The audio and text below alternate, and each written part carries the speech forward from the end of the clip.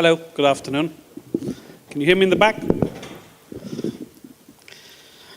I'm going to take a different approach from what a professional like Ben started, and I'm going to give you a bit of the history of what we did at Pico.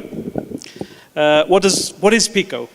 Apart from a little Italian word for little, it stands for people, ideas, community, and opportunities. Why we called it Pico, myself and my partners were sitting in the office one day and we were wondering what we were going to call it.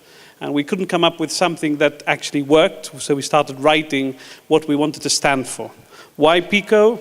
People are important. Ideas are important. What we do with those ideas and how we involve the community is also very important. And how we take opportunities and develop them is what makes the difference between a good company, a company, and a great and amazing company.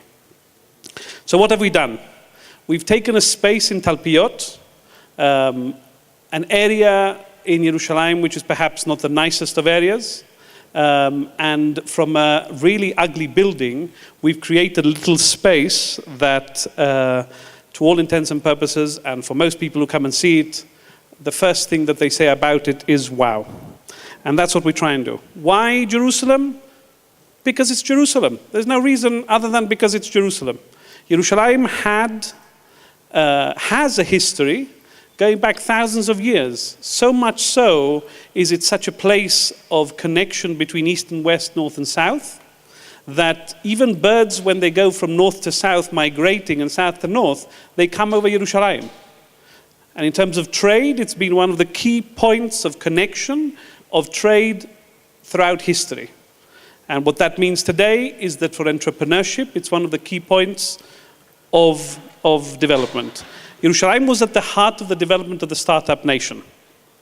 And for those, as Ben rightfully pointed out before, for those who lived here in the 90s and into the year 2000, there were fabulous companies who unfortunately, because of the Intifada, global meltdown, etc., they left the city and left a wake of, I wouldn't say destruction in its sort of wake, but it definitely left a big void of companies.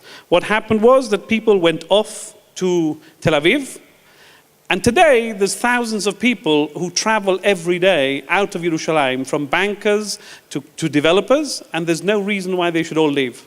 And for us it was very important to do something.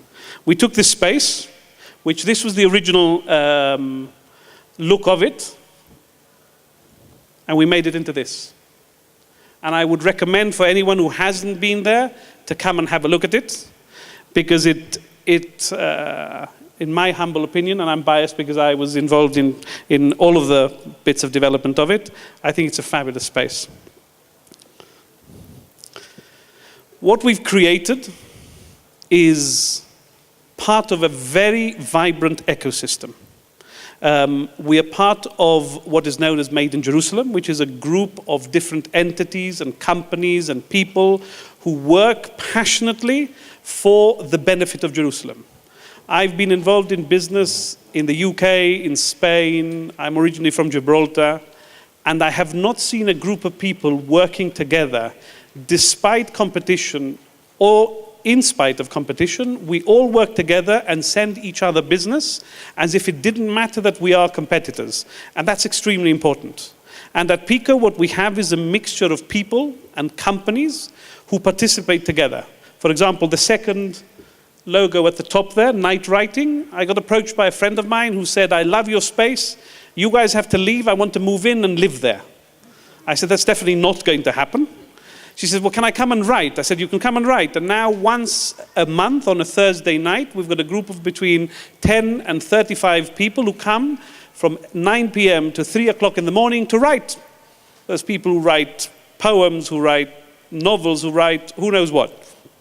And it's part of what we sort of want to give back to the community. The fact that even though the space is ours, and most of the other logos there are people who we have either a commercial relationship with, or we do courses or events with, but it's part of what the story of making a success of Yerushalayim and in Yerushalayim.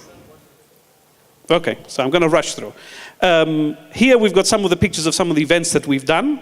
And the reason I'm showing all of these pictures and these events is that part of the way that we bring people and keep people in Yerushalayim is by running all sorts of events. One of the things which I think is extremely interesting to us is that event at the top end there. We had a group of kids for about 9 months, and we were trying to imbue them with a sense of entrepreneurship. And it's amazing how kids, with none of the hang-ups that all of us in this room have, what clear thinking can come out of kids.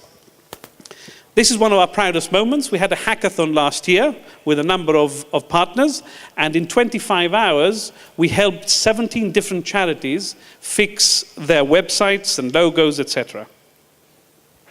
Part of the events that we hold is bringing CEOs of different types of companies, and they come and speak to sort of multiple groups of students and partners. The one on the left there, Waze, was a very interesting evening. Uri, that you can see sitting there beside Eli, one of my partners, he was about to sign on the dotted line with Google, and someone asked him, is it true that you're going to sell to Facebook? And the guy said very coolly, I'm not selling to anyone. There's lots of things being talked about in the media. And literally the next morning, there was a press release saying he'd sold to Google for a ridiculous amount of money.